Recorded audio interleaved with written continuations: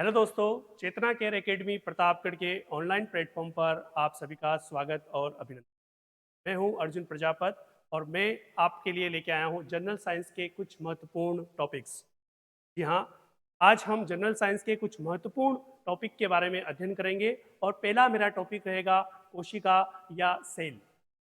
जी हाँ दोस्तों, जैसे कि सेल या कोशिका, इससे रिलेटेड काफ़ी प्रश्न एग्जाम्स के अंदर पूछे जाते हैं और यहाँ से काफ़ी महत्वपूर्ण प्रश्नों के बारे में चर्चा आज हम इस टॉपिक के अंदर करेंगे। आइए मेरे साथ जुड़िए और हम प्रारंभ करते हैं कोशिका या सेल का प्रथम टॉपिक। सेल या कोशिका होती क्या है? सर्वप्रथम हम इसके डेफिनेशन या इसकी परिभाषा के ऊपर चर्चा करेंगे कि कोशिका आखिर में होती क्या है, या कोशिका कहते किसको है। तो परिभाषा की अगर बात करें हम, तो जो कोशिका होती है वो कोशिका कहते किसे है, तो शरीर की सबसे जो छोटी इकाई होती है, हमारे शरीर की सबसे छोटी इकाई, शरीर की सबसे शरीर की सबसे छोटी इकाई, सबसे छोटी इकाई, उसी छोटी इकाई को कहा जाता है कोशिका। अब इसको छोटी इकाई क्यों कहते हैं, इसके ऊपर भी यानी कि कुछ लॉजिक है, कुछ सिद्धांत है। अब देखिए, ये जो कोशिका है ये हमारे शरीर की सबसे छोटी इकाई होती है और ये जो छोटी इकाई होती है, इसी छोटी इकाई के मुख्य रूप से दो काम होते हैं। एक काम हो गया रचनात्मक कार्य और दूसरा हो गया क्रियात्मक कार्य। तो हमारी जो कोशिका है, इस कोशिका के मुख्य रूप से दो काम होते हैं। एक तो होता है रचनात्मक कार्य व क्रियात्मक कार्य। क्रियात्मक कार्य यानी कि रचना करने वाली और क्रिया को करने वाली हमारे शरीर के अंदर जो एक अभिन्न अंग है या अभिन्न जो संरचना है, उसी संरचना को दोस्तों हम क्या कहते हैं? सेल कहते हैं। उसी को हम लोग क्या कहते हैं? कोशिका कहते हैं। अब हमारे शरीर के अंदर जहाँ पे भी काम होगा, वो सारा का सारा काम जो होगा वो इसी कोशिका के ऊपर होता है। इसीलिए यह शरीर की सबसे छोटी इकाई और इसके साथ साथ में रचनात्मक और क्रियात्मक इकाई भी कहा गया है या कहा जाता है। अब देखिए, यहाँ से एक प्रश्न बनता है कि आखिर इस कोशिका से हमारे शरीर में होता क्या है, या इस कोशिका से शरीर में होगा क्या? तो देखो दोस्तों, जितनी भी सारी कोशिकाएं होती है, वो सारी की सारी कोशिकाएं, सेल या कोशिकाएं, जब आपस में मिलती है तो एक नई संरचना का निर्माण करती है और उसी नई संरचना को कहते हैं उत्तक। यहाँ दोस्तों, उत्तक या इसको कहा जाता है टिश्यू, TISSUE, टिश्यू। टिश्यू या उत्तक वह संरचना जो कोशिकाओं के या सेल की कोशिकाओं की या सेल की एक जैसी संरचनाओं से निर्मित जो संरचना होती है, उसी को दोस्तों क्या कहते हैं? उत्तक कहते हैं। और ये जो उत्तक है, ये समान कार्य और समान संरचना वाली संरचना होती है। समान काम भी करेगा और समान उसकी क्या होगी? संरचना भी होगी हमारी बॉडी के अंदर, और उसी को हम लोग क्या कहते हैं? उत्तक कहते हैं। जब बहुत सारे उत्तक आपस में मिल जाते हैं, तो मिलने के बाद में एक नई संरचना का निर्माण करते हैं और उस नई संरचना को दोस्तों कहा जाता है ऑर्गन, या इसको कहते हैं अंग। ऑर्गन या इसको बोलते हैं अंग। अंग, हमारे शरीर के अंदर बहुत सारे अलग अलग अंग हैं और हर एक अंग का अलग अलग क्या होता है? काम होता है। और हर एक प्रकार का अंग हमारे शरीर के अंदर विभिन्न प्रकार की क्रियाओं को संपन्न कराने की मदद करता है। और वो जो अंग बन रहा है, वो अंग कैसे बनता है? वो यानी कि उत्तकों की संरचनाओं से उसकी क्या होती है? निर्माण होता है, और वो यानी कि एक पर्टिकुलरली अंग कहलाता है। ऐसे ही हमारे शरीर के अंदर बहुत सारे अलग अलग अंग होते हैं। जब बहुत सारे अंगों को आपस में मिलाया जाता है, तो एक नई संरचना का निर्माण होता है और उस नई संरचना को कहा जाता है सिस्टम। क्या कहेंगे दोस्तों? सिस्टम कहेंगे, या इसको हिंदी में कहा जाता है तंत्र। ऐसे ही हमारे शरीर के अंदर अलग अलग प्रकार के तंत्र हैं, जैसे कि पाचन तंत्र हो गया, कंकाल तंत्र हो गया, परिसंचरण तंत्र हो गया, है ना। इसके अलावा यानी कि केंद्रीय तंत्रिका तंत्र हो गया। तो ये विभिन्न प्रकार के तंत्र होते हैं जो कि आपस में मिल करके किसका निर्माण करेंगे दोस्तों? तो यहाँ पे आएगा किसका निर्माण? शरीर का निर्माण, या किसका निर्माण? बॉडी का निर्माण। बॉडी या शरीर का निर्माण। अब देखिए, यहाँ से एक बहुत ही खूबसूरत सा पॉइंट निकल के आएगा कि ये जो कोशिका है, ये जो कोशिका है, इस कोशिका से इसका निर्माण हो रहा है दोस्तों। तो इस कोशिका से हमारे शरीर का क्या हो रहा है? निर्माण हो रहा है। इसीलिए शरीर की सबसे छोटी इकाई और सबसे रचनात्मक और क्रियात्मक इकाई दोस्तों क्या कहते हैं? तो उसको कहा जाता है कोशिका।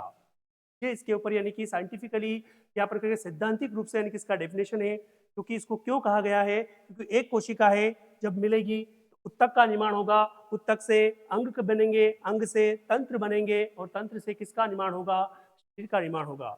इसीलिए यानी कि शरीर की सबसे जो छोटी और सबसे सूक्ष्मतम जो इकाई होती है उसको दोस्तों कहा जाता है कोशिका या उसको कहते हैं सेल। ठीक है, तो ये था हमारा सेल की डेफिनेशंस के बारे में। अब देखो इसके बारे में और चर्चा करेंगे आगे कि इसका इतिहास क्या था, ये कहाँ से निकली, किसने इसके बारे में सर्वप्रथम बताया, उसी की चर्चा हम आगे बात करते हैं इतिहास के बारे में। ये तो हो गया इसका यानी कि मुख्य रूप से यानी कि डेफिनेशंस के बारे में। अब अपन बात करते हैं इतिहास के बारे में। कुछ इतिहास के पन्ने के अंदर पलटेंगे और देखेंगे कि कोशिकाओं को हमारे सामने कौन से ऐसे साइंटिस्ट थे जिन्होंने सर्वप्रथम रखा। तो सबसे पहले अपन बात करते हैं रॉबर्ट हुक की। जो रॉबर्ट हुक नाम का साइंटिस्ट था, इस रॉबर्ट हुक नाम के साइंटिस्ट को फादर ऑफ सेल या कोशिका का पिता कहा जाता है।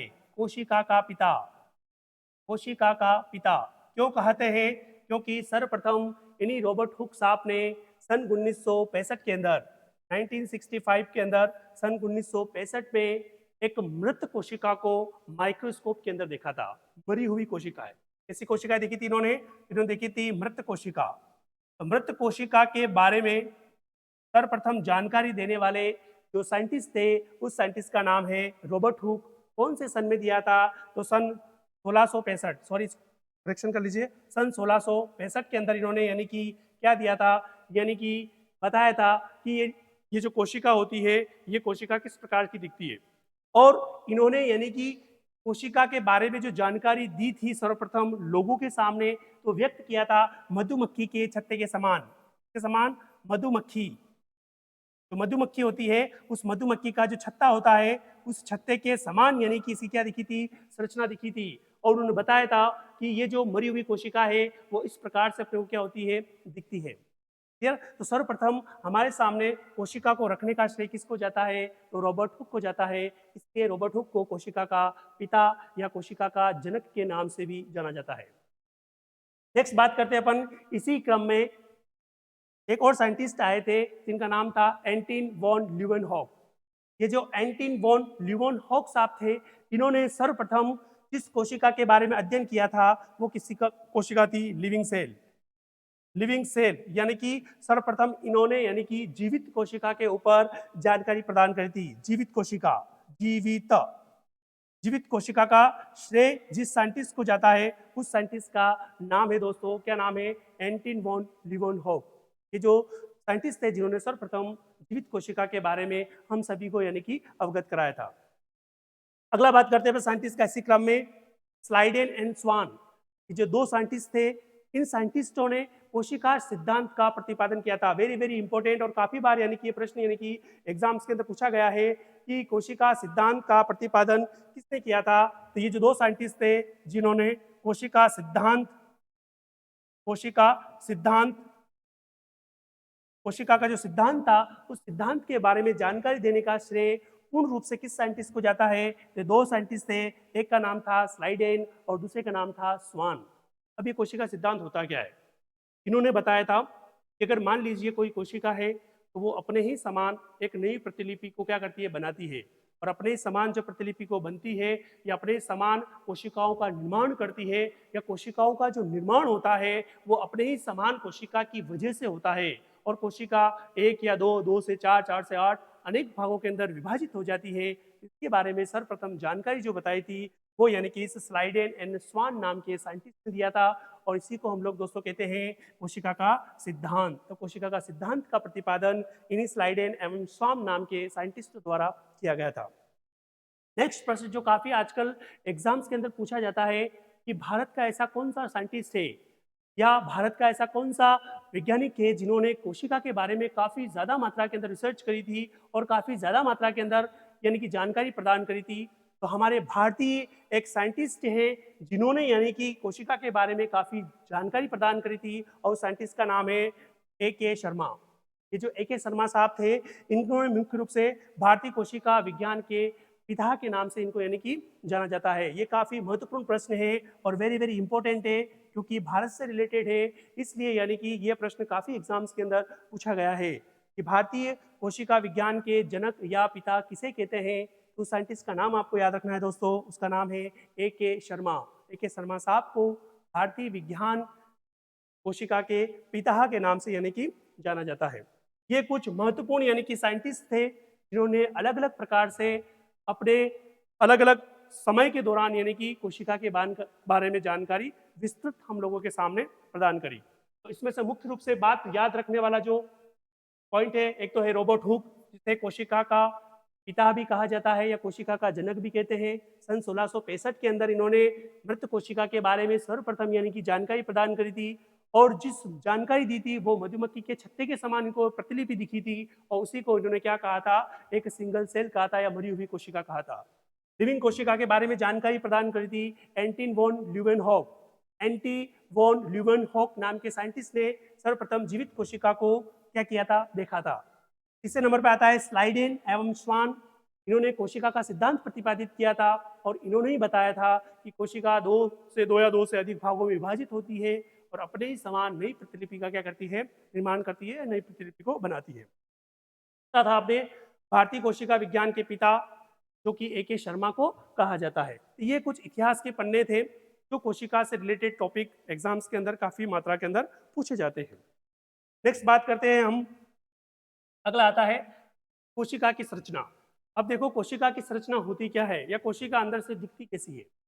आपको यहाँ पे एक डायग्राम दिख रहा होगा, जिससे कोशिका को देखा जाए तो कोशिका का कोई आकार निश्चित नहीं होता है। कोशिका जैसी होगी वो अंडाकार भी हो सकती है, वो गोलाकार भी हो सकती है, वो आयताकार भी हो सकती है, वो पूर्ण रूप से गोलाकार भी हो सकती है, नहीं भी हो सकती है। कोई आकृति निश्चित नहीं है। आपके सामने जो आकृति बनाई गई है ये समझाने के हिसाब से बनाई गई है ताकि आपको ये टॉपिक अच्छे से क्या कहे, समझ में आ जाए। क्लियर। तो अब हम बात करते हैं कोशिका की संरचना। ये जो कोशिका है, सेल है, इसमें किस किस प्रकार की संरचनाएं पाई जाती है और ये किस किस प्रकार से काम करते हैं, और यहाँ से प्रश्न काफी इंपॉर्टेंट है। सर्वप्रथम हम देखते हैं कोशिका संरचना का पहला पॉइंट, वो है कोशिका झिल्ली। देखो कोशिका झिल्ली या इसी कोशिका झिल्ली को सेल मेम्ब्रेन भी कहा जाता है, या इसी को प्लाज्मा झिल्ली भी कहते हैं। प्लाज्मा झिल्ली, जी हाँ दोस्तों, ये प्रश्न काफी बार आया हुआ है कि प्लाज्मा झिल्ली किसे कहते हैं या कोशिका झिल्ली क्या होती है। तो ये प्लाज्मा झिल्ली को ही कोशिका झिल्ली के नाम से जाना जाता है। और ये जो प्लाज्मा झिल्ली होती है, ये अंदर वाली झिल्ली, ये आप देख रहे हैं, ये वाली झिल्ली को हम लोग क्या बोलते हैं, ये वाला जो कवरिंग आप देख रहे हैं, इसी कवरिंग को हम लोग बोलते हैं प्लाज्मा झिल्ली। और इसी प्लाज्मा झिल्ली के अंदर जितनी भी संरचनाएं होती है कोशिका की, वो निहित होती है। अंदर ही अंदर एक थैलीनुमा संरचना होती है। उस थैलीनुमा संरचना के अंदर ही अलग अलग प्रकार के जो भी संरचनाएं होंगी, जैसे माइटोकॉन्ड्रिया, लाइसोसोम, तारककाय, रसधानी, गोल्जी एपेटर्स, वो समस्त प्रकार की संरचनाएं इसी थैली के अंदर क्या होती है, स्थित होती है। और ये जो थैली होती है या प्लाज्मा झिल्ली होती है, यह मुख्य रूप से पादप के अंदर प्लस जंतु के अंदर, पादप और जंतु दोनों ही प्रकार की कोशिकाओं के अंदर देखने को मिलती है, दोनों के अंदर यानी कि पाई जाती है। क्लियर, पादप और जंतु। नेक्स्ट यहाँ से एक प्रश्न पूछते हैं कि कोशिका झिल्ली का निर्माण किससे होता है। तो कोशिका झिल्ली का निर्माण दोस्तों होता है प्रोटीन से, यानी कि ये प्रोटीन की बनी हुई होती है।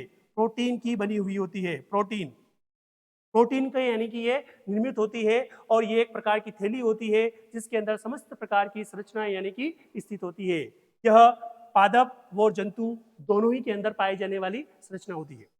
इसी के रूप में एक और संरचना होती है यानी कि कोशिका भित्ति।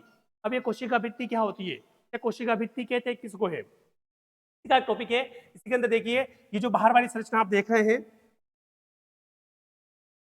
ये जो बाहर वाली संरचना दिख रही है, ये बाहर वाली संरचना, ये इसी बाहर वाली संरचना को कहा जाता है कोशिका भित्ति।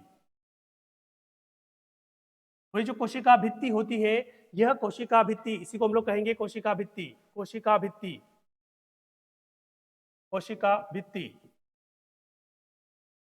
और ये जो कोशिका भित्ति है, इसी कोशिका भित्ति, यह कोशिका जो भित्ति है, ये कोशिका भित्ति मुख्य रूप से जो पाई जाती है वो पाई जाती है। कोशिका भित्ति जो मुख्य रूप से देखने को मिलती है, वो कोशिका भित्ति जो मुख्य रूप से मिलेगी, वो मिलेगी केवल और केवल पादप के अंदर।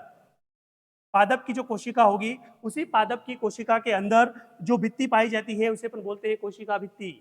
और ये कोशिका भित्ति किसकी बनी हुई होती है? ये बहुत ही इंपॉर्टेंट प्रश्न है, काफी बार पूछा गया है कि कोशिका भित्ति का जो निर्माण होता है वो निर्माण होता है सेल्यूलोज से, सेल्यूलोज से, सेल्यूलोज, सेल्यूलोज, सेल्यूलोज यानी कि एक प्रकार का आवरण होता है किसी भी पौधे के ऊपर, या पौधा जो होगा, या मान लीजिए कोई भी पादप हो गया है, कोई भी पेड़ हो गया, उसके ऊपर जो कवर होता है उसी कवर को हम लोग यानी कि क्या बोलते हैं, सेल्यूलोज कहते हैं। वो सेल्यूलोज से बना हुआ होता है और उसको कहा जाता है कोशिका भित्ति।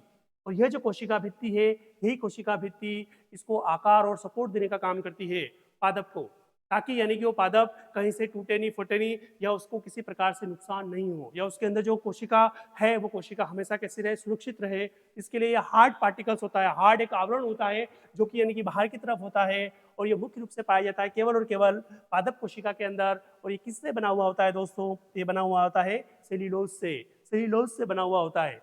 ये सेल्यूलोज सबसे ज्यादा मात्रा में किस में पाया जाता है? तो देखने को मिलता है अपने को किसके अंदर?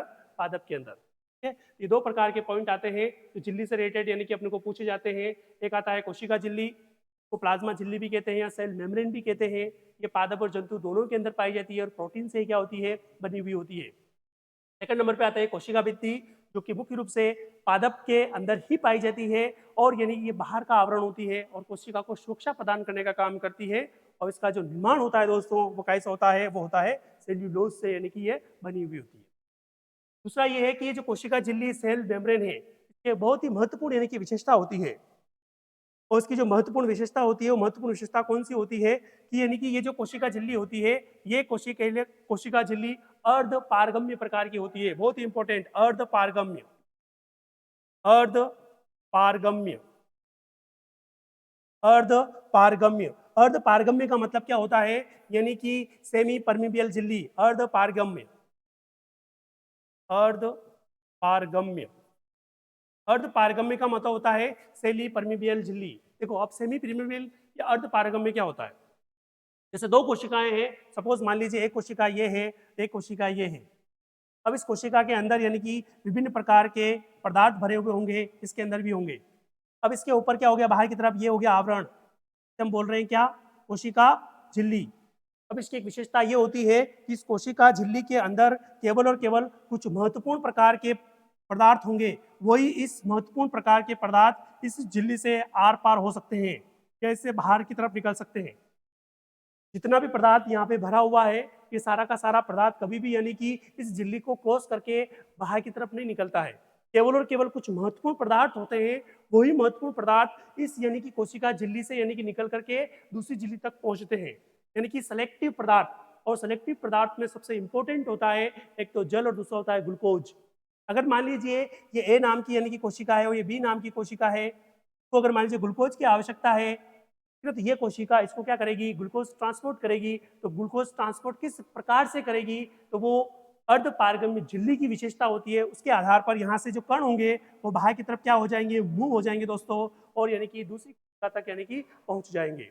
ये इसकी सबसे महत्वपूर्ण विशेषता होती है कि जो कोशिका झिल्ली होती है ये अर्ध पारगम्य प्रकार की होती है, सेमी परमिबियल झिल्ली होती है, और इसी की वजह से सेलेक्टिव जो पदार्थ होता है उसका क्या होता है? आदान प्रदान होता है, और इसी के आधार पर कोशिका यानी कि सिलेक्टिव पदार्थों का आदान प्रदान आसानी से कर सकती है।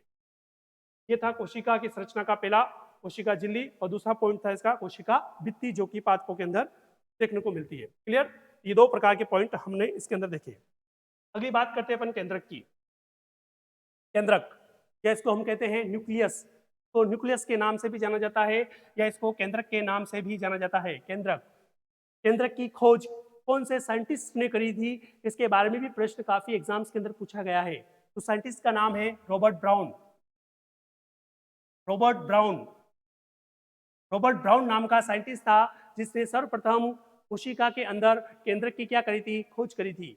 अब ये जो केंद्रक आप देख रहे हैं, ये केंद्रक ये वाली संरचना, इस संरचना को हम लोग बोलते हैं केंद्रक। हर एक कोशिका के बीच में एक गोलाकार अंडाकार आकृति का संरचना पाई जाती है जिसको कहा जाता है केंद्रक। और इसी केंद्रक की खोज करने का श्रेय जिस साइंटिस्ट को जाता है उसका नाम है रॉबर्ट ब्राउन। और इस रॉबर्ट ब्राउन ने ही कहा था कि प्रत्येक कोशिका के बीच में एक संरचना होती है जिसे केंद्रक कहेंगे, और जो केंद्रक होता है, इस केंद्रक का मुख्य रूप से जो काम होता है, ये संपूर्ण कोशिकाएं दोस्तों जो आप देख रहे हैं, इस संपूर्ण कोशिका के ऊपर नियंत्रण करता है। चाहे वो कोशिका विभाजन हो गया, या कोई अंग सही ढंग से काम कर रहा है या नहीं कर रहा है, प्रकार से काम कर रहा है, काम कैसा होना चाहिए, उसके बारे में समस्त प्रकार की जानकारी या समस्त प्रकार की क्रियाविधि को नियंत्रित करने का काम जो होता है वो इस केंद्रक का होता है। इसीलिए इस केंद्रक को अन्य नाम से भी जाना जाता है कि केंद्रक को कोशिका का मस्तिष्क भी कहते हैं। Very very important. कोशिका का मस्तिष्क किसे कहते हैं? तो कोशिका का जो मस्तिष्क है या सेल ऑफ ब्रेन किसे कहा गया है? सेल ऑफ ब्रेन कहा गया है। केंद्रक को क्यों कहा गया है? जैसे हमारे शरीर में समस्त क्रियाएं नियंत्रित कहाँ से होती है? मस्तिष्क से होती है। उसी प्रकार से कोशिका के अंदर समस्त प्रकार की क्रियाएं कहाँ से नियंत्रित होती है? इस वाली संरचना से होती है, जिसे हम लोग क्या कहते हैं? केंद्रक कहते हैं। और ये जो केंद्रक होता है इसमें दो महत्वपूर्ण पदार्थ भरे हुए होते हैं जिन्हें हम आनुवंशिक पदार्थ कहते हैं। एक होता है इसके अंदर डीएनए या आरएनए, है ना, और एक होता है इसके अंदर जीन, जिसे अपन बोलते हैं क्रोमोसोम्स।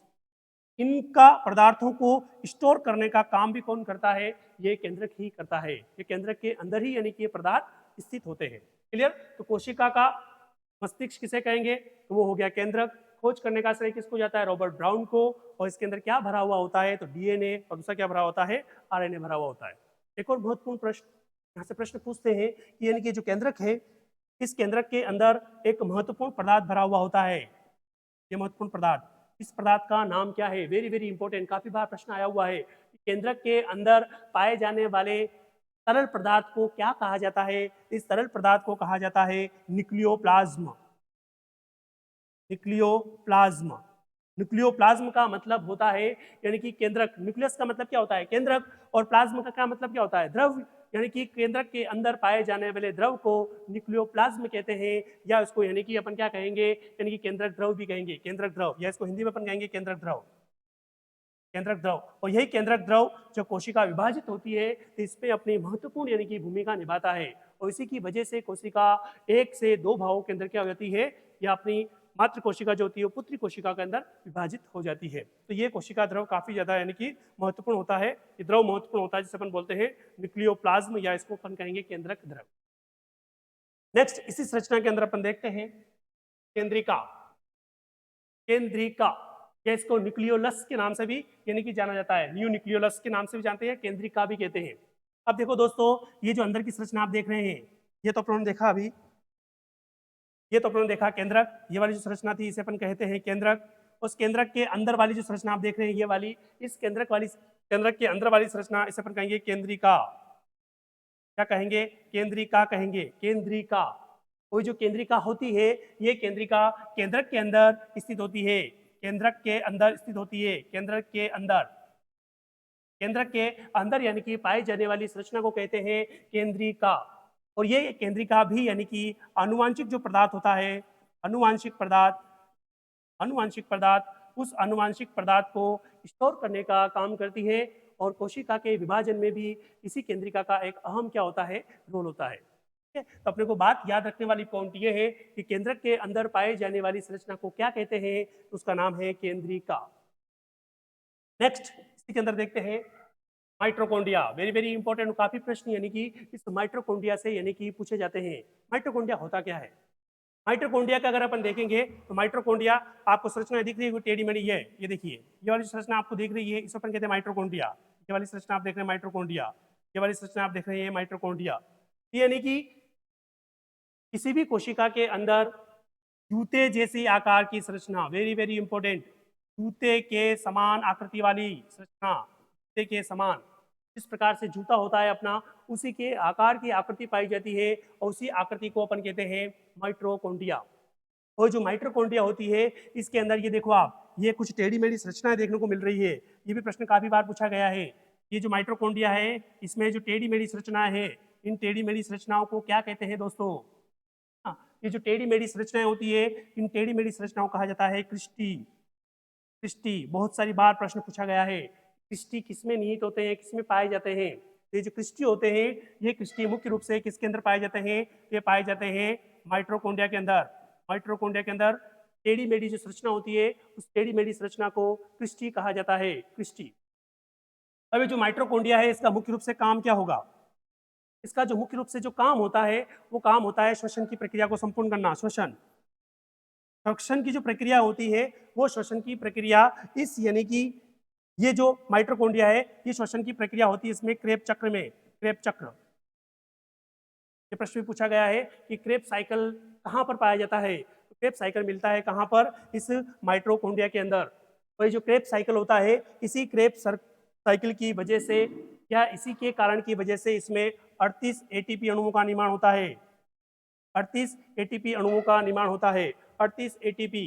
अभी एटीपी क्या होते हैं, देखिए एटीपी का फुल फॉर्म होता है एडिनोसिन ट्राइफॉस्फेट, एडिनोसिन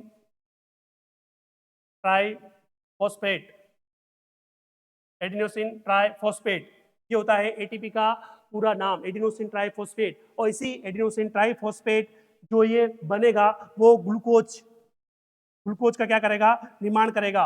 और इसी ग्लूकोज का निर्माण जैसे हो जाएगा उस कोशिका को क्या मिलेगी, ऊर्जा मिलेगी। क्या मिलेगी, ऊर्जा मिलेगी। यानी कि कोशिका को ऊर्जा कैसे मिलती है, ये ग्लूकोज की वजह से। और ग्लूकोज का निर्माण कौन करता है, या ग्लूकोज का निर्माण किससे होता है, तो 38 एटीपी के अणुओं के द्वारा होता है। एटीपी का फुल फॉर्म होता है एडिनोसिन ट्राइफॉस्फेट। और जो 38 अणु होते हैं ये कहाँ पे बनते हैं, ये बनते हैं क्रेब चक्र के अंदर। और क्रेब चक्र कहाँ पे पाया जाता है, ये पाया जाता है माइटोकॉन्ड्रिया के अंदर। फिर यानी कि माइटोकॉन्ड्रिया से हमें क्या मिल रही है, ऊर्जा मिल रही है। क्या मिल रही है, एनर्जी मिल रही है। इसीलिए इस माइटोकॉन्ड्रिया का एक और नाम हो गया, ये जो माइटोकॉन्ड्रिया है इसी माइटोकॉन्ड्रिया को कोशिका का शक्ति ग्रह के नाम से भी जाना जाता है। कोशिका का शक्ति ग्रह, काफी बार प्रश्न पूछा गया है कि कोशिका का शक्ति ग्रह किसे कहते हैं, तो कोशिका का शक्ति ग्रह कहा जाता है माइटोकॉन्ड्रिया को। क्यों कहते हैं, क्योंकि ये ऊर्जा देने का काम करता है। ऊर्जा किस रूप में मिलती है, तो एटीपी के रूप में मिलती है। कितने अणु बनते हैं, 38 अणु बनते हैं। कौन सा चक्र होता है, तो क्रेब चक्र होता है। और ये क्रेब चक्र जो होता है वो श्वसन की क्रियाविधि के माध्यम से यानी कि क्या होता है, संपूर्ण होता है। जैसे हम सांस ले रहे हैं, अब एक कोशिका के लिए सांस लेना क्यों जरूरी है, वो इसलिए जरूरी है, सांस की प्रक्रिया होगी श्वसन के माध्यम से, यानी कि क्रेब चक्र के अंदर जाएगा, वहां से एटीपी का अणु का निर्माण होगा, ऊर्जा बनेगी। वो ऊर्जा इस पूरी कोशिका के अंदर क्या हो जाएगी, डिस्ट्रीब्यूट हो जाएगी। और इस प्रकार से कोशिका क्या करेगी, काम करेगी। क्लियर। तो यहाँ से यही प्रश्न पूछते हैं कि जूते के समान आकृति किसकी होती है, तो माइटोकॉन्ड्रिया की। माइटोकॉन्ड्रिया का दूसरा नाम क्या है, कोशिका का शक्ति ग्रह कहते हैं, या इसको पावर हाउस ऑफ सेल के नाम से भी जाना जाता है। ऊर्जा जो होती है वो एटीपी के रूप में, एडिनोसिन ट्राइफॉस्फेट के रूप में अपने को प्राप्त होती है क्रेब चक्र के अंदर। यानी कि ये क्या होती है, ऊर्जा या पूरा जो चक्र चलता है उस चक्र को कहा जाता है क्रेब चक्र। और क्रिस्टी या टेढ़ी बेढ़ी संरचनाओं को क्या कहते हैं, क्रिस्टी किसमें पाए जाते हैं, माइटोकॉन्ड्रिया के अंदर पाए जाते हैं। एक और यानी कि प्रश्न यहाँ से पूछते हैं कि जो माइटोकॉन्ड्रिया है इसका खोज करने का श्रेय किसको जाता है, इसकी खोज करने का श्रेय जो जाता है वो जाता है आर अल्टमान को। आर अल्टमान, अल्टमान नाम का साइंटिस्ट था जिसने सर्वप्रथम इस माइटोकॉन्ड्रिया को खोजा था। इसीलिए आर अल्टमान को माइटोकॉन्ड्रिया का जनक के नाम से भी यानी कि जाना जाता है। ये होता है माइटोकॉन्ड्रिया। वेरी वेरी इंपॉर्टेंट, काफी इंपॉर्टेंट यानी कि प्रश्न यहाँ से यानी कि काफी एग्जाम्स के अंदर आते हैं। नेक्स्ट अपन देखते हैं अगला, Golgi body. Very very important, Golgi body, या इसको गोल्जी उपकरण भी कहते हैं। ये देखिए ये गोल्जी बॉडी या ये गोल्जी उपकरण, केंद्रक के ऊपर संरचना होती है ना, टेढ़ी मेढ़ी संरचना पाई जाती है। उन्हीं टेढ़ी मेढ़ी संरचनाओं को, ये वाली संरचना है, उन्हीं टेढ़ी मेढ़ी संरचनाओं को गोल्जी उपकरण या गोल्जी बॉडी कहा जाता है। साइंटिस्ट का नाम जिसने इसको खोजा था उसका नाम था कैमिलो गोल्जी, कैमिलो गोल्जी। बस ये कैमिलो गोल्जी थे, इन्हीं कैमिलो गोल्जी के नाम पर इसका क्या नाम पड़ा, गोल्जी बॉडी पड़ा। अब ये गोल्जी बॉडी करेगी क्या काम, इसका जो मेनली काम होता है ये काम होता है परिवहन का, परिवहन, ट्रांसपोर्टेशन। गोल्जी बॉडी के अंदर यानी कि जो भी ऊर्जा होती है उस ऊर्जा को कंप्लीटली ट्रांसपोर्ट करने का काम कौन करती है, ये गोल्जी बॉडी करेगी। क्योंकि इस गोल्जी बॉडी के अंदर ऊर्जा के स्तर को बनाए रखने का काम, या जो भी संरचनाएं होती है या जो भी पदार्थ होता है उसका परिवहन करने का काम कौन करती है, यानी कि ये गोल्जी बॉडी करती है।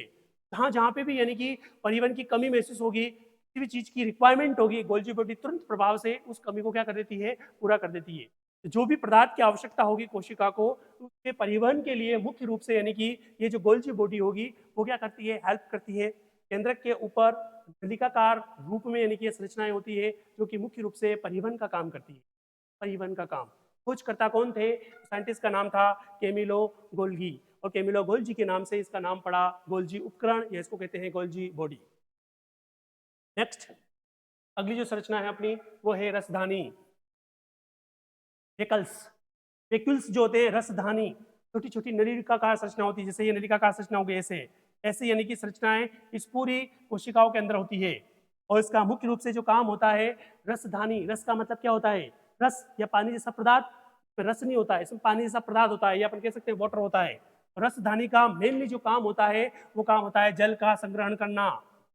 जल का संग्रहण, ये प्रश्न काफी बार आया गया है, पूछा गया है कि जल का संग्रहण कोशिका में कौन करता है, तो रसधानी करती है। अब रसधानी क्यों करती है, अगर रसधानी नहीं होगी तो क्या होगा। जैसे कि आपने सुना है कि हमारी बॉडी के रिक्वायरमेंट, बॉडी को जिंदा रहने के लिए 65% 65 से 70% जल की आवश्यकता होती है, या हमारा शरीर जो है वो 65 से 70% भाग जल से बना हुआ होता है। अब आप जल से देखो तो जल आपको कहीं मिलेगा नहीं, कि आपने पानी पिया, वो पानी केवल स्टोमक के अंदर, आमाशय के अंदर ही पड़ा हुआ है। अब जल तो आपको कहीं दिखेगा नहीं। यानी कि जो कोशिका के अंदर संरचना होती है, इसे हम लोग बोलते हैं रसधानी। इस रसधानी के अंदर ही क्या होता है, जल भरा हुआ होता है, जल संग्रहित किया हुआ होता है। और इसी जल की कमी की वजह से जैसे जैसे जल कम हो जाएगा, अपन को प्यास लगना चालू हो जाएगी। यानी कि कोशिका के अंदर जल की मात्रा कम हो गई, हम पानी पीना चालू कर देंगे। और यानी कि ये पानी जब अपन पिएंगे, पानी की पूर्ति हो जाएगी, वापस अपन को 1-2 घंटे तक प्यास नहीं लगेगी।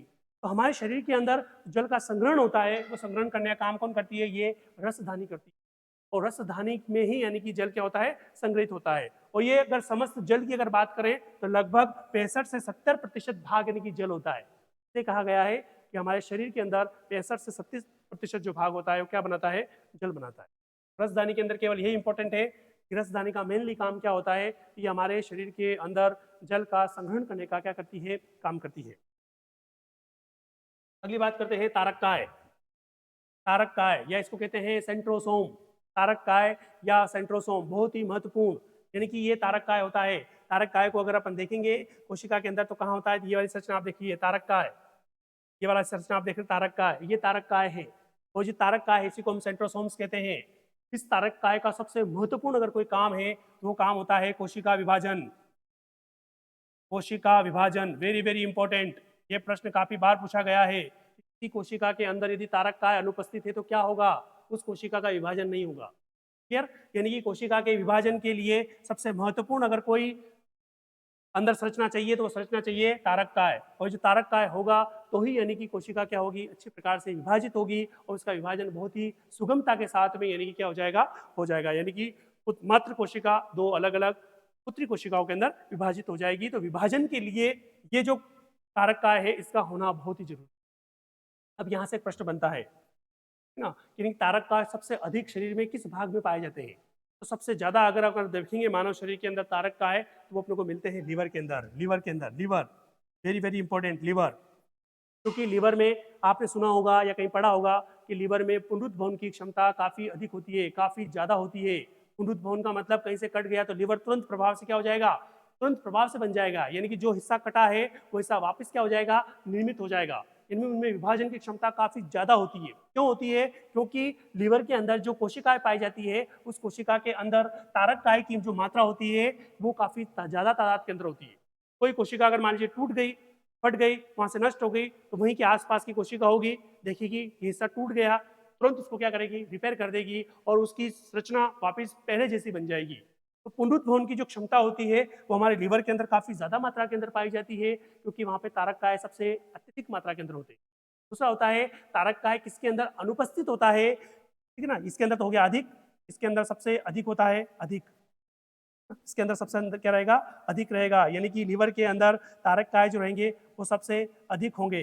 और सबसे कम किसके अंदर होंगे, सबसे कम जो होगा उस सेल्स का नाम है न्यूरॉन। क्या नाम है, न्यूरॉन। कि हाँ न्यूरॉन इसके अंदर सबसे कम होता है, न्यूरॉन। न्यूरॉन कहाँ पाई जाती है, कहाँ पाई जाती है, ब्रेन के अंदर। यानी कि हमारा जो तंत्रिका तंत्र है, तंत्रिका तंत्र की रचनात्मक और जो क्रियात्मक इकाई होती है उसको हम लोग क्या कहते हैं, न्यूरॉन्स कहते हैं। अब देखो न्यूरॉन्स के अंदर तारक काय बहुत ही कम मात्रा के अंदर मिलते हैं, न के बराबर मिलते हैं।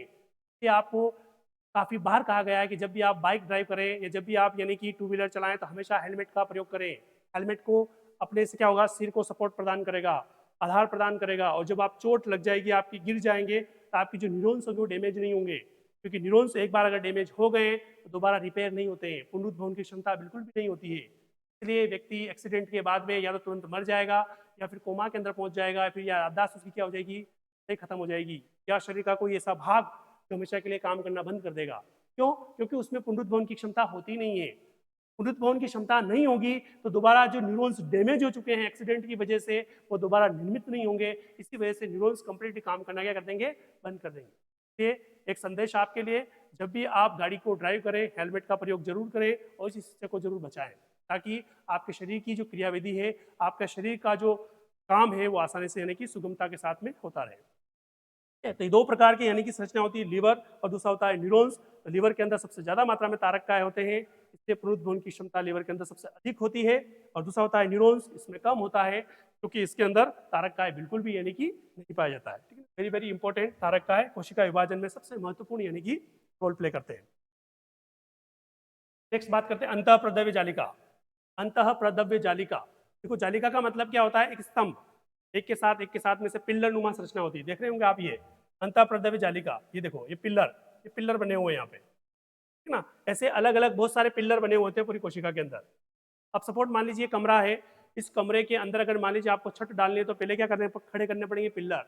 पिल्लर क्या काम करेगा, दोनों सतहों को अलग करता है ना, बीच में रास्ता देने का काम करता है। इसी प्रकार से ये जो कोशिका है, इस कोशिका को पिचकने से रोकने के लिए, अगर ये अंतः प्रदव्य जालिका नहीं होगी, कोशिका पूर्ण रूप से क्या हो जाएगी, पिचक जाएगी। और पिचक जाएगी तो जितनी भी संरचनाएं आप देख रहे हैं वो सारी की सारी क्या हो जाएगी, चौपट हो जाएगी, खत्म हो जाएगी, नष्ट हो जाएगी, सेल्स डेड हो जाएगी, मर जाएगी, काम नहीं करेगी। तो यानी कि कोशिका को आंतरिक कंकाल प्रदान करने के लिए, ये बहुत ही इंपॉर्टेंट प्रश्न काफी बार पूछा गया है, कोशिका को आंतरिक कंकाल किसे कहा गया है। तो आंतरिक कंकाल हम लोग किसे कहते हैं, अंतः प्रदव्य जालिका को कहते हैं।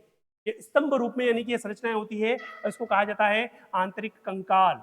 आंतरिक कंकाल यानी कि कोशिका का आंतरिक कंकाल किसे कहते हैं, तो ये आंतरिक कंकाल कौन सा होता है, ये अंतः प्रदव्य जालिका होती है, या इसको शॉर्ट फॉर्म के अंदर ER लिखा जाता है, ER।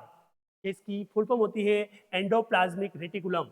एंडोप्लाज्मिक रेटिकुलम या ER या अंतः प्रदव्य जालिका, जिसे कोशिका का आंतरिक कंकाल के नाम से जाना जाता है। और ये इसको सपोर्ट देने का काम करता है ताकि कोशिका चिपके नहीं, कोशिका नष्ट नहीं हो और कोशिका अच्छे प्रकार से सभी संरचनाएं उसके अंदर निहित हो। ये काम कौन करता है, अंतः प्रदव्य जालिका करती है।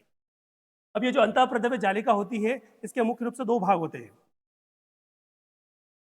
एक भाग तो होता है चिकना भाग, चिकनी सतह, और एक होता है खुरदरा। एक होता है चिकना और एक होता है खुरदरा। एक होता है स्मूथ और एक होता है खुरदरा, जिसे अपन कहेंगे रफ। यानी कि दो प्रकार की सतह इसकी होती है। अब देखेंगे अपन कि खुरदरा का काम क्या होगा और चिकनी का काम क्या होगा। तो जो चिकनी सतह होती है, ये चिकनी सतह मुख्य रूप से यानी कि वसा का निर्माण करती है। वसा का निर्माण बहुत इंपॉर्टेंट, ये प्रश्न काफी बार पूछा गया है। यानी कि वसा का निर्माण कौन से जालिका के अंदर होता है, तो वसा का जो निर्माण होता है वो वसा का निर्माण होता है दोस्तों किसके अंदर, यानी कि चिकनी अंतः प्रदव्य जालिका के अंदर वसा का क्या होता है, निर्माण होता है। दूसरा होता है खुरदरी सतह। अब ये खुरदरी सतह क्या काम करेगी, तो खुरदरी सतह जो काम करती है वो काम करती है राइबोसोम। यानी कि राइबोसोम का जो निर्माण होता है या राइबोसोम के कण कहाँ पे विद्यमान होते हैं, तो वो इस खुरदरी सतह के ऊपर होते हैं, राइबोसोम।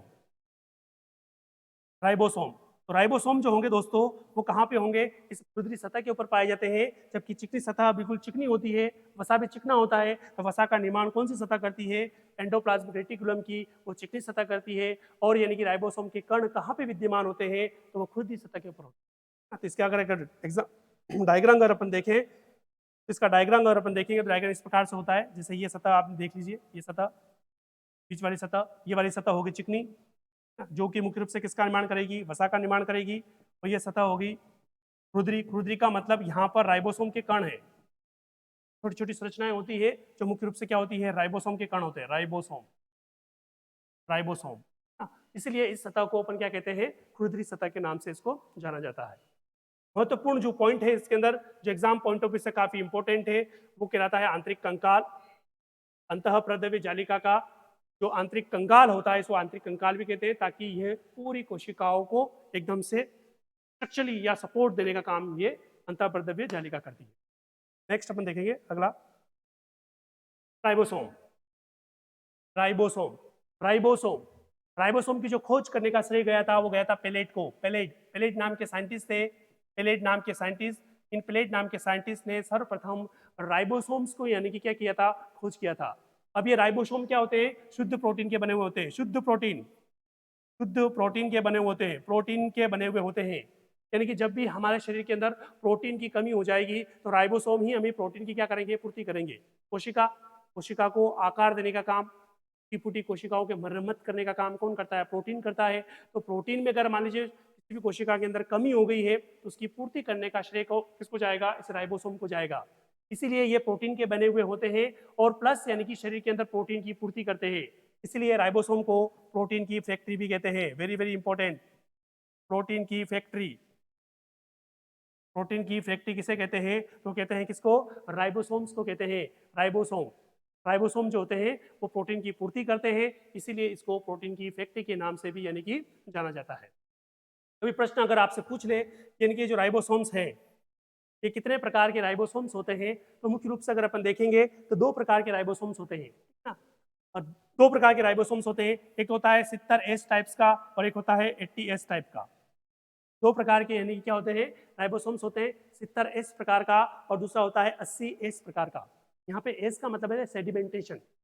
सेडिमेंटेशन का मतलब क्या होता है, देखो ये क्या होती है, एक प्रयोग होता है कि जब किसी पदार्थ को यानी कि हम लोग यानी कि किसी पानी के अंदर डालेंगे या द्रव के अंदर डालेंगे तो सबसे नीचे पेंदे में सबसे पहले कौन पहुंचता है, यानी कि जिसका भार ज्यादा होगा वो पहले पहुंचेगा।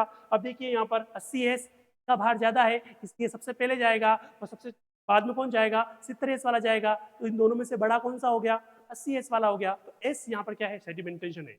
प्रोटीन को कैलकुलेट करने के लिए, प्रोटीन की अलग अलग प्रकार के भाव को व्यक्त करने के लिए एक प्रकार का टेस्ट होता है, हम लोग इसको बोलते हैं सेडिमेंटेशन। तो दो प्रकार के प्रोटीन होते हैं, 70S और दूसरा होता है 80S। ये होता है, पेलेट ने इसकी खोज करी थी और इसको प्रोटीन की फैक्ट्री के नाम से भी जाना जाता है। नेक्स्ट देखेंगे लाइसोसोम। लाइसोसोम, लाइसोसोम, लाइसोसोम बहुत ही इंपॉर्टेंट, काफी बार प्रश्न यानी कि इसके अंदर यानी कि पूछे गए हैं कि लाइसोसोम क्या है, लाइसोसोम किसका काम क्या होता है। तो लाइसोसोम की खोज करने का जो श्रेय होता है वो जाता है डी डुबे को। डी डुबो ने सर्वप्रथम इस लाइसोसोम्स को देखा। देखिए ये लाइसोसोम, यहाँ पे संरचना होती है लाइसोसोम की। ये जो लाइसोसोम्स है, इस लाइसोसोम्स के अंदर मुख्य रूप से जल अपघटित जल अपघटित जल अपघटित पदार्थ या एंजाइम्स पाए जाते हैं। जल के अंदर अपघटित हो जाते हैं ऐसे एंजाइम्स इसके अंदर पाए जाते हैं। और ये एंजाइम्स मेनली काम क्या करेंगे, देखिए ये जो लाइसोसोम्स होती है इसका मुख्य रूप से काम क्या होता है। जो लाइसोसोम्स है और ये पूरी कोशिका काम करेगी तो अपशिष्ट पदार्थ भी बनेगा। अपशिष्ट पदार्थ बनेगा तो उसका भक्षण करेगा कौन, तो कोशिका के अंदर ये संरचना होती है जिसे अपन बोलते हैं लाइसोसोम्स। इस लाइसोसोम्स के अंदर ये एंजाइम्स भरे होते हैं। ये एंजाइम्स उस पर्टिकुलर अपशिष्ट पदार्थ के पास पे जाएंगे, उसको चारों तरफ से क्या करेंगे, घेर लेंगे और अब उसका क्या करेंगे, भक्षण कर लेंगे, उसको पचित कर देंगे ताकि वो क्या हो जाएगा, डाइजेस्ट हो जाएगा। क्लियर। तो ये जैसे सपोज मान लीजिए ये कोई अपशिष्ट पदार्थ है यहाँ पड़ा हुआ है, तो लाइसोसोम्स के पास में जाएगी, इस प्रकार से इसको कंप्लीटली घेर लेगी और घेरने के बाद भी इसको क्या करेगी, डाइजेस्ट कर देगी। और इस प्रकार से वो जो अपशिष्ट पदार्थ है या कोई संरचना है वो संरचना क्या हो जाएगी, कंप्लीटली यानी कि खत्म हो जाएगी, नष्ट हो जाएगी।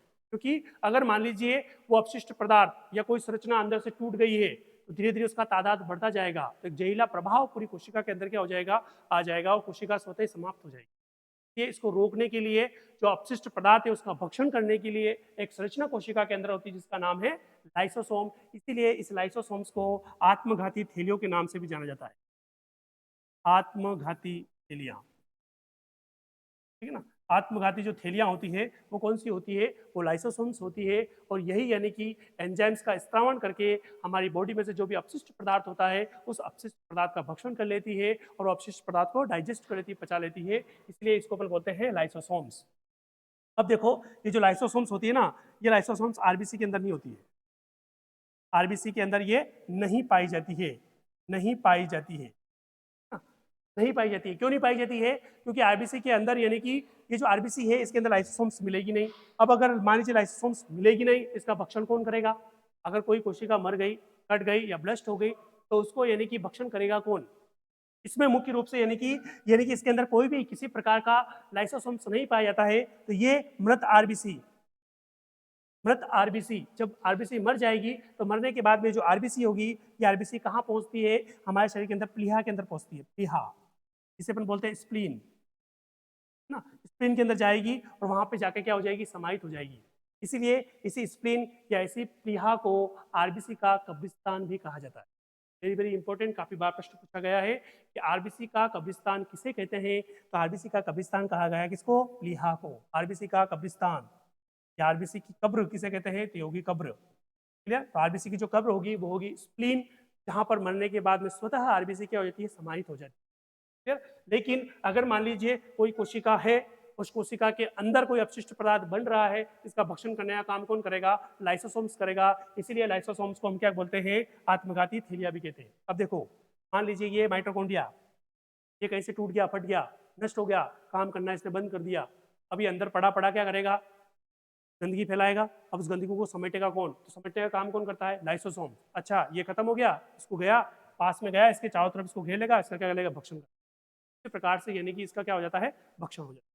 अब देखा होगा आपने बहुत सारी बार क्या होता है कि आपको कहीं चोट लगी या आप कहीं गिर गए, गिरने के बाद में आपकी पूरी त्वचा के ऊपर काले काले कलर के धब्बे जम जाते हैं। या कोई आपको जोर से पीटता है या मारता है ना, या पुलिस के डंडे जब पड़ते हैं तब वहां पर काले रंग के स्कार्स हो जाते हैं। ये काले रंग की त्वचा हुई कैसे, तो इसलिए हुई कि जैसे ही हम लोग ऐसे प्रहार करेंगे, मारेंगे, प्रहार की वजह से जहां जहां पर चोट लगेगी वहां वहां की समस्त कोशिकाओं के अंदर जो लाइसोसोम है ना, वो ब्लास्ट हो जाएंगे, फूट जाएंगे, एकदम से उसके अंदर ब्लास्ट हो जाएगा। और जैसे उसके अंदर ब्लास्ट होगा तो ये जो पदार्थ है ना, ये पदार्थ बाहर निकलेगा। और जिससे पदार्थ बाहर निकलेगा तो जितनी भी कोशिकाएं होंगी उनको एकदम से क्या करेगा, स्वतः ही मार देगा। हाँ, यानी कि ये एक बम की तरफ फटेगा, और बम की तरफ फटेगा तो बम काफी एरिया को क्या करेगा, कवर करेगा। और तब यानी कि वहां पर जितनी भी कोशिकाएं होगी ना, वो सारी क्या हो जाएगी, मर जाएगी। और black black black black colour के यानी कि अपने स्पॉट्स बन जाएंगे। इस वजह से वो हिस्सा कैसा हो जाता है, ब्लैक रंग का हो जाता है काफी प्रहार देने के बाद। अब क्या होगा, 10 से 20 दिन 25 दिन बाद में धीरे धीरे धीरे धीरे वो काला रंग क्या हो जाएगा, ठीक होना चालू हो जाएगा। तो आसपास की जितनी भी कोशिकाएं होगी ना, उनके अंदर लाइसोसोम पड़ा हुआ है, वो लाइसोसोम देखेगा अरे पड़ोसी को क्या हुआ, तो पड़ोसी के पास में जाएगा, अच्छा यहाँ पे ये मर गया है, तो वो वहाँ से एंजाइम रिलीज करेगा। वो एंजाइम धीरे धीरे धीरे धीरे इनको अपघटित कर देगा, पचित कर देगा, और कुछ समय बाद में वापस आपकी त्वचा का रंग पहले जैसा हो जाता है। ये प्रोसेस काफी लंबे समय तक चलता है। ठीक है, तो इसका मेनली काम क्या होता है, यानी कि जितने भी प्रकार के यानी कि अपशिष्ट पदार्थ होते हैं, उन अपशिष्ट पदार्थों के भक्षण का जो काम होता है वो कौन करता है, यही यानी कि lysosomes. Clear, very very important, आत्मघाती थैलियों के नाम से इसको यानी कि जाना जाता है। नेक्स्ट अगला आता है जीव द्रव्य। जीव द्रव्य, जीव द्रव्य या इसको साइटोप्लाज्म के नाम से भी जाना जाता है। साइटोप्लाज्म, साइटोप्लाज्म या इसको जीव द्रव्य के नाम से भी जाना जाता है। अभी जीव द्रव्य होता क्या है, देखो जैसे अपने कोशिका देखी, सपोज ये मान लीजिए कोशिका है, कोशिका के अंदर ये केंद्रक है, यहाँ पे क्या हो गया, माइटोकॉन्ड्रिया हो गया, ये गोल्जी बॉडी हो गए, ठीक है ना, यहाँ पे ये तारक काय हो गए, ये राइबोसोम्स हो गए, ठीक है ना। अब यानी कि ये समस्त प्रकार की जो संरचना होगी ना, वो कोशिका के अंदर होगी। अगर मान लीजिए इन कोशिकाओं के बीच में ऐसा कोई पदार्थ नहीं आए, चिकना पदार्थ अगर मान लीजिए इसके अंदर नहीं आए, ये सारी की सारी संरचना आपस में क्या हो जाएगी, चिपक जाएगी। और चिपकने के बाद में क्या हो जाएगी, आपस में लड़ाएंगे सब। और आपस में लड़ाएंगे ना तो काम कोई करेगा नहीं, और काम कोई नहीं करेगा तो कोशिका क्या हो जाएगी, नष्ट हो जाएगी। अब इसको काम करने के लिए इसके अंदर एक पदार्थ होता है, उस पदार्थ को हम लोग बोलते हैं जीव। यहाँ ये होता है जीव द्रव्य। ये जीव द्रव्य पूरी कोशिका के अंदर जेली नुमा संरचना के अंदर, जैसे जेली होती है ना, उस जेली नुमा संरचना के अंदर पाया जाने वाला पदार्थ है, जो कि समस्त प्रकार की संरचनाओं को अलग रखने का काम करता है, सेपरेट रखने का काम करता है। देखो है ना, ये यहाँ पे ये सेपरेट हो गया, ये सेपरेट हो गया, ये सेपरेट हो गया, ये सभी को अलग रखने का काम करता है ताकि वो आसानी से काम कर सके। फिर पास में आके बैठ जाएंगे तो बातें करेंगे, हाँ इकट्ठे हो जाएंगे, लड़ाई करेंगे, झगड़ा करेंगे, कुछ भी कर सकते हैं। इसलिए इन सबको अलग करने के लिए मुख्य रूप से इसके अंदर एक पदार्थ भरा हुआ होता है। उसी पदार्थ को हम लोग क्या बोलते हैं दोस्तों, उसको कहते हैं जीव द्रव्य, इसको कहते हैं अपन साइटोप्लाज्म। अब देख लीजिए यहाँ पर ये जो जीव द्रव्य है ना, ये जीव द्रव्य होना बहुत जरूरी है। अगर ये जीव द्रव्य होगा तो ही यानी कि ये समस्त प्रकार की जो संरचना है ना, ये समस्त प्रकार की संरचनाएं जिंदा रहेगी। अगर मान लीजिए जीव द्रव्य नहीं होगा तो ये जो समस्त प्रकार की संरचना है ना, वो स्वतः क्या हो जाएगी, समाप्त हो जाएगी, मर जाएगी। इसीलिए ये जो जीव द्रव्य है, इस जीव द्रव्य का होना बहुत ही जरूरी है। ये होगा तो जीवन रहेगा, अदरवाइज जीवन नहीं रहेगा। इसीलिए जीव द्रव्य को जीवन का भौतिक आधार कहा गया है। जीवन का भौतिक आधार, वेरी वेरी इंपॉर्टेंट, भौतिक आधार। जीवन का जो भौतिक आधार है, बेसिक लाइफ जो है अपनी, वो मुख्य रूप से अपन किसी को मानेंगे, जीव द्रव्य को मानेंगे। क्योंकि जीव द्रव्य होगा तो समस्त प्रकार की संरचनाएं काम करेगी, अगर जीव द्रव्य नहीं होगा तो संरचनाएं बिल्कुल भी क्या होगी, काम नहीं करेगी, और कंप्लीटली कोशिका क्या हो जाएगी, डेड हो जाएगी। इसलिए जीव द्रव्य वह पदार्थ है जो कोशिका के अंदर पाया जाता है, जेलीनुमा संरचना के अंदर होता है, इसको जीवन का भौतिक आधार यानी कि माना गया है। अभी जो जीवद्रव्य होता है ना, इसकी उपस्थिति के आधार पर इसको दो भागों के अंदर बांटते हैं। तो उपस्थिति के आधार पर यानी कि इसको मुख्य रूप से दो भागों के अंदर बांटा गया है। पहला आता है अगर ये केंद्रक के अंदर पाया जाएगा, ठीक है ना, यहाँ पर केंद्रक के अंदर है, इसको अपन बोलेंगे केंद्रक द्रव्य, केंद्रक द्रव्य कहेंगे। और पूरी कोशिका के अंदर रहेगा अगर मान लीजिए, तो कोशिका के अंदर रहेगा तो इसे अपन बोलेंगे जीव द्रव्य, केंद्रक द्रव्य, और दूसरा आएगा जीव। क्लियर? तो केंद्रक के अंदर पाए जाने वाले द्रव को केंद्रक द्रव्य कहते हैं, और पूरी कोशिका के अंदर पाए जाने वाले द्रव को यानी कि जीव द्रव्य के नाम से इसको जाना जाता है, इसको साइटोप्लाज्म के नाम से जाना जाता है। क्लियर? ये होता है जीव द्रव्य या होता है साइटोप्लाज्म। क्लियर? ये था अपना मुख्य रूप से यानी कि कोशिका के बारे में संपूर्ण जानकारी। कोशिका किस प्रकार से होती है, कोशिका की कौन कौन सी संरचनाएं होती है, कोशिका के अंदर कौन कौन से अंग होते हैं, कौन सा अंग क्या काम करता है, प्रकार से यानी कि बना हुआ होता है, इसकी समस्त प्रकार की जानकारी अपनों ने इस पूरी अलग अलग स्लाइड्स के अंदर अपनों ने देखी। तो आप अच्छे से रिकॉल करिएगा। एक बार और मैं आपको रिकॉल करके बता देता हूँ कौन कौन सी संरचना कहाँ कहाँ पे होती है। एक डायग्राम के थ्रू अपन देखेंगे। देख लीजिए, ये है कोशिका। कोशिका की खोज करने का श्रेय किसको जाता है? रॉबर्ट हुक नाम का साइंटिस्ट था, जिसने सन 1665 के अंदर मृत कोशिका के बारे में यानी कि जानकारी प्रदान करी थी। और उस मृत कोशिका के बारे में जानकारी दी थी तो किस रूप में दी थी? तो मधुमक्खी का छत्ते के समान। इन्होंने देखा था कि मधुमक्खी का जो छत्ता होता है, छत्ते के समान छोटे छोटे जैसे उसके अंदर स्पॉट होते हैं ना, वैसे वैसे स्पॉट इन्होंने देखे थे। इसलिए इन्होंने यानी कि मधुमक्खी के समान आकृति की संरचना बताई थी, जो कि मृत या जिसे अपन कॉर्क सेल्स के नाम से भी जानते हैं, मृत कोशिका के बारे में जानकारी देने का श्रेय जो जाता है वो किसको जाता है? वो जाता है रॉबर्ट, किसको जाता है? वो जाता है रॉबर्ट हुक को जाता है। तो हम लोग यानी कि से मानते हैं कोशिका का पिता, तो कोशिका का पिता जो माना गया है वो माना गया है रॉबर्ट हुक को। सन 1665 के अंदर इन्होंने यानी कि इसको खोजा था। दूसरा था, जीवित कोशिका के बारे में जानकारी किसने दी थी? तो एंटी वॉन ल्यूवेनहॉक। ल्यूवेन से याद रखना living, lew for living, lew for Leeuwenhoek, ठीक है। यानी कि एंटी वॉन ल्यूवेनहॉक नाम का साइंटिस्ट था, जिसने सर्वप्रथम जीवित कोशिका के बारे में यानी कि बताया था। अगला इसी के क्रम में आता है साइंटिस्ट के रूप में यानी कि स्लाइडेन एंड स्वान। ये दो प्रकार के साइंटिस्ट थे जिन्होंने सर्वप्रथम बताया था कि कोशिका जो है वो विभाजित होती है, यानी कि मात्र कोशिका दो अलग अलग पुत्री कोशिकाओं के अंदर विभाजित हो जाती है। तो कोशिका सिद्धांत का प्रतिपादन जो किया गया था वो स्लाइडेन एवं स्वान नाम के साइंटिस्ट ने किया था। इसी क्रम में अपने देखा था यानी कि भारतीय कोशिका विज्ञान के पिता किसे कहते हैं? तो भारतीय कोशिका के पिता, भारतीय कोशिका विज्ञान के पिता वो ए के शर्मा को कहा जाता है। ए के शर्मा बहुत इंपॉर्टेंट नाम है, काफी एग्जाम्स के अंदर पूछा गया है। ए के शर्मा कौन थे? ए के जो शर्मा साहब थे वो यानी कि भारतीय कोशिका विज्ञान के पिता है, इनको यानी कि कहा गया। अगली स्लाइड के अंदर आपने देखा कि जो कोशिका है, इस कोशिका के अंदर कौन कौन सी यानी कि संरचनाएं पाई जाती है, कौन कौन सी संरचनाएं इसके अंदर होती है। कोशिका के अंदर अगर संरचना देखें तो सबसे पहले होगा केंद्रक, बीच में आपने देखा था केंद्रक, ये वाला पोर्शन में देखा था केंद्रक, इसके बीच में ये था केंद्रिका। केंद्रक को क्या कहते हैं? तो मस्तिष्क भी कहते हैं, यानी कि पूरी कोशिका का मस्तिष्क किसे कहा गया है? तो केंद्रक को कहते हैं। इसके अंदर डीएनए, आरएनए व आनुवंशिक पदार्थ भरा हुआ होता है। इसी केंद्रक के अंदर एक संरचना होती है जिसे अपन बोलते हैं केंद्रिका। के साथ साथ में देखा था माइटोकॉन्ड्रिया। ये माइटोकॉन्ड्रिया को कोशिका का शक्ति गृह भी कहते हैं। टेढ़ी मेढ़ी संरचना पाई जाती है, इसे क्रिस्टी कहते हैं। जूते के समान इसकी क्या होती है? आकृति होती है। अल्टमान साहब ने इसको खोजा था। क्रेब चक्र इसके अंदर चलता है। 38 एटीपी के अणु इसके अंदर बनते हैं और ग्लूकोज के रूप में ऊर्जा कोशिका को मिलती है, इसलिए कोशिका का इसको शक्ति गृह के नाम से भी जाना जाता है। नेक्स्ट अपन देखा था लाइसोसोम्स।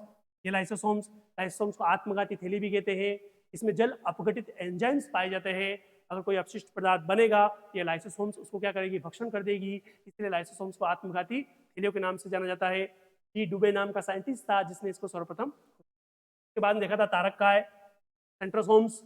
ये तारक जो काय होते हैं ये होंगे तभी यानी कि कोशिका क्या होगी? विभाजित होगी। तो विभाजन के लिए तारक काय का होना काफी ज्यादा महत्वपूर्ण होता है। लीवर के अंदर तारक काय काफी ज्यादा होते हैं, इसलिए लीवर में पुनरुत्थ भवन की क्षमता ज्यादा होती है, या उसके अंदर विभाजन की क्षमता काफी फास्ट गति से चलती है। न्यूरॉन्स के अंदर बिल्कुल भी यानी कि तारक काय नहीं पाया जाता है, इसलिए न्यूरॉन्स में वापस पुनरुत्थ भवन की क्षमता नहीं होती है। ये होता है तारक काय। अगर देखा था प्लाज्मा झिल्ली। प्लाज्मा झिल्ली कोशिका के चारों तरफ जो आवरण होता है जिसके अंदर विभिन्न प्रकार की संरचनाएं रहती है, उसी को हम लोग क्या बोलते हैं? प्लाज्मा झिल्ली कहते हैं। ये इसी को सेल मेम्ब्रेन के नाम से भी जाना जाता है, और ये अर्ध पारगम्य प्रकार की होती है। सिलेक्टिव जो पदार्थ होता है वो इससे क्या होगा? आदान प्रदान होगा। तो ये सिलेक्टिव परमिबियल या अर्ध पारगम्य झिल्ली या सेमी परमिबियल झिल्ली के नाम से भी इसको यानी कि जाना जाता है। और काय की बनी होती है दोस्तों? तो ये बनी हुई थी प्रोटीन की। इसी के साथ हमने देखा था एक और झिल्ली होती है जिसे कोशिका भित्ति कहते हैं, और कोशिका भित्ति जो होती है वो केवल जंतुओं के अंदर पाई जाती है और किसकी बनी होती है, सेल्यूलोज की बनी हुई होती है, या पादपों के, ठीक है ना, जो पादप है पादपों के अंदर पाई जाती है, और पादपों के अंदर जो बाहरी जो आवरण होता है उसी आवरण को मुख्य रूप से बनी हुई होती है वो कोशिका भित्ति होती है, वो सेल्यूलोज की बनी होती है। अगला आता है राइबोसोम, तो प्रोटीन की फैक्ट्री भी कहते हैं, प्रोटीन की फैक्ट्री, और प्रोटीन का निर्माण जो होता है वो राइबोसोम्स करते हैं, शुद्ध प्रोटीन के बने हुए होते हैं, इसलिए इसको प्रोटीन की फैक्ट्री के नाम से भी इसको यानी कि जाना जाता है।